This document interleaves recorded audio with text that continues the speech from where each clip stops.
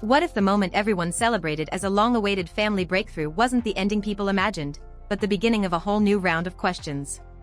That's exactly why this latest royal development has reignited one of the most controversial debates surrounding Prince Harry, Meghan Markle, and the wider royal family.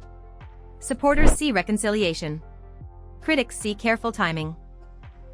And somewhere between those two competing narratives sits a story that has divided public opinion for years.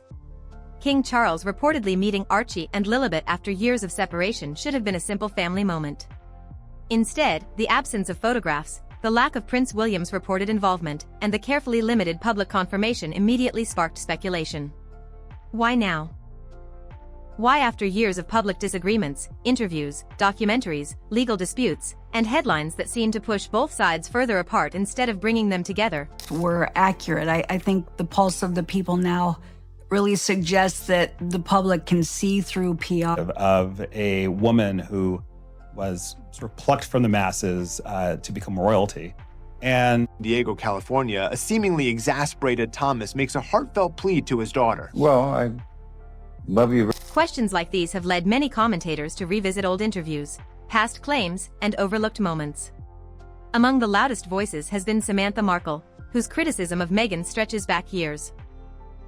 While many dismissed her arguments because of the family relationship and ongoing disputes, others now argue that some of the issues she raised deserve another look, not because they prove anything on their own, but because they continue to fuel debate whenever new developments emerge. Wind the clock back to Windsor Castle in May 2018. The royal wedding became one of the biggest televised events in modern history. One image stood out above almost everything else. Doria Ragland arriving alone, calm, composed, representing Meghan's side of the family during an occasion watched by millions around the world. For many viewers, that image became symbolic. It represented dignity under extraordinary public attention. Others, however, have argued that it also helped shape a powerful public narrative about Meghan's family background. Whether that interpretation is fair remains heavily debated, but it illustrates how even a single image can become central to competing stories about the same event. That debate only intensified over time. Every public appearance, every interview, every documentary, every business announcement seemed to generate another round of analysis. Supporters praised resilience. Critics questioned consistency. The same events often produced completely opposite conclusions depending on who was watching.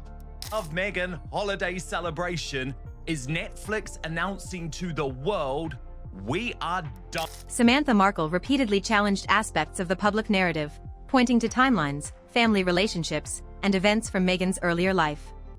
Her critics argued those claims reflected a long-running family dispute, while supporters claimed they highlighted inconsistencies worth examining. Whatever one's view, her comments remained part of the wider conversation surrounding the Sussexes. Another recurring point involved Thomas Markle, whose role in Meghan's upbringing has frequently been discussed in media reports. Public accounts describe him as playing a significant role during much of her childhood, including supporting her education and early ambitions. At the same time, Doria Ragland's role has also been described differently across various interviews and reports, contributing to continued public debate about how the family's story has been presented over the years. Years later, another development attracted attention after public business filings showed Doria Ragland serving as an officer of a Delaware-registered company associated with Meghan. Some commentators interpreted those filings as evidence of greater involvement in business affairs, while others noted that family members commonly hold positions in private companies for administrative reasons. The filings themselves are public, but their significance remains a matter of interpretation. Around the same period, Meghan's lifestyle branding efforts and carefully curated social media moments drew renewed interest. Small gestures, such as gifts, family references, or product launches, were analyzed far beyond their original intent. To supporters, they reflected thoughtful branding. To critics, they reinforced a highly managed public image. Then another challenge emerged. High-profile commercial partnerships faced setbacks. Spotify ended its deal after one original series. Various entertainment projects evolved differently than initially expected, prompting widespread media discussion about the future of the Sussexes' post-royal business strategy. As those developments unfolded, reports circulated that Doria Ragland was spending more time with Harry and Meghan. Some media outlets portrayed her as an important source of support during a demanding period. Others suggested her increased presence reflected changing family dynamics. As with so much surrounding the Sussexes, definitive public information remained limited. From there, speculation only grew louder. Public appearances changed. Family moments became more selective. Every photograph, or lack of one, became another clue in the eyes of online commentators. But separating confirmed facts from interpretation has never been easy in a story where public fascination often races ahead of verified information. What happened next only deepened the mystery.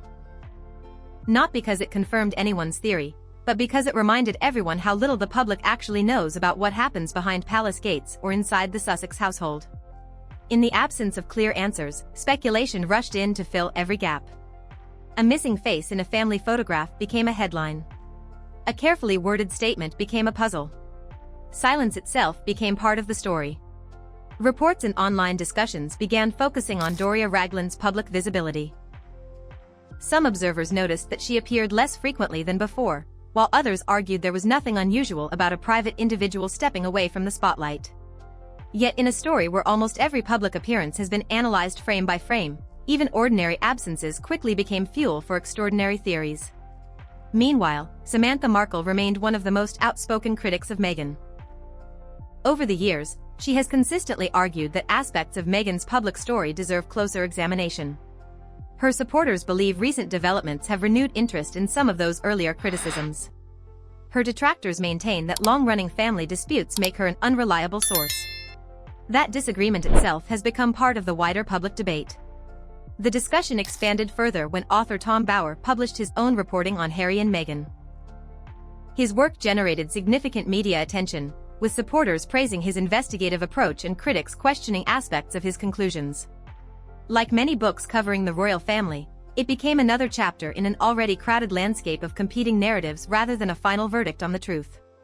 That is perhaps the most remarkable aspect of this entire saga. Every new interview, documentary, biography, court case, or official statement seems less like the conclusion of the story and more like another piece added to an enormous puzzle that no one outside those directly involved can fully assemble. That pattern has defined nearly every chapter of this story. One event. Two entirely different narratives. One side sees reconciliation slowly beginning after years of public conflict. The other sees careful public relations, strategic timing, and selective communication. The available facts remain limited, while opinions continue to expand. Perhaps that explains why interest refuses to fade. This is no longer simply a story about royal titles or celebrity headlines. It has become a case study in how modern public narratives are built, challenged, defended, and reshaped in real time. Traditional media, social media, biographies, documentaries, podcasts, and official statements all compete to define the same events in completely different ways. For viewers trying to understand what is really happening, the challenge is separating confirmed facts from assumptions, documented reporting from online rumors, and personal opinion from verifiable evidence. That distinction has become more important than ever in an era where speculation can spread around the world long before reliable information catches up. And that brings everything back to where this chapter began. A private family meeting. A carefully worded confirmation. No dramatic photographs. No public embrace for the cameras. Just enough information to acknowledge the occasion, and enough unanswered questions to keep the conversation alive.